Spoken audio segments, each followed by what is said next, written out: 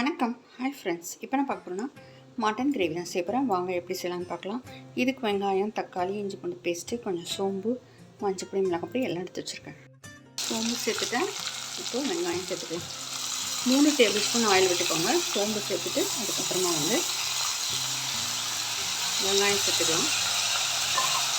பட்டை, கிராம்பு வேணுன்னா சேர்த்துக்கோங்க. நான் வெறும் சோம்பு இலை தான் சேர்த்துருக்கேன். 4 வெங்காயம், 3 தக்காளி, எல்லாம் சின்ன தக்காளி,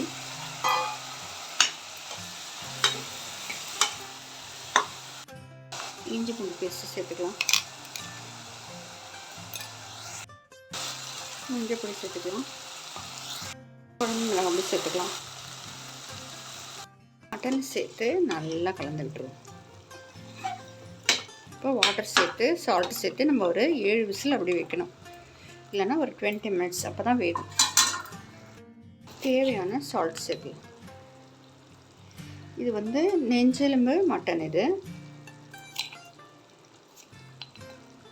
கொஞ்சம் லாஸ்ட்டாக மிளகு சேர்க்கலாம்.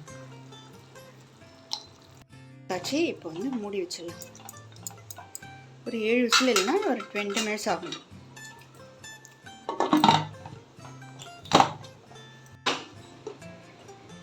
எவ்வளோ சூப்பராக வெந்திருக்கு பாருங்கள். இது ஆக்சுவலாக நெஞ்செலும்பு குழம்பு. கொஞ்சம் மிளகுத்தூள் சேர்த்துக்கலாம். ஒரு 1/2 ஸ்பூன் மிளகுத்தூள் சேர்த்துக்கிறேன். இது ஆக்சுவலாக நெஞ்செலும்பு குழம்பு. இது மிளகுத்தூள் வேணான்னா அவாய்ட் பண்ணிவிடுங்க. 1 ஸ்பூன் ஆயில் விட்டு சோம்பு சேர்த்துக்கோங்க. அவ்வளோதான். அப்படியே தாளிச்சு கொட்டிடலாம். அப்புறம் கொதிக்க வச்சுக்கலாம்.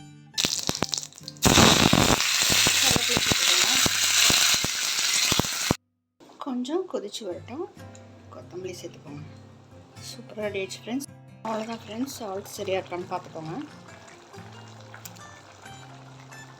கொதிச்சாச்சு. இது சூப்பராக இருக்கு பாருங்கள். நீங்கள் நம்ம ட்ரை பண்ணி பாருங்கள். எல்லாத்துக்குமே நல்லாயிருக்கும். தோசை, இட்லி, சப்பாத்தி, ரைஸு. பாருங்கள் எவ்வளோ சூப்பராக இருக்குது.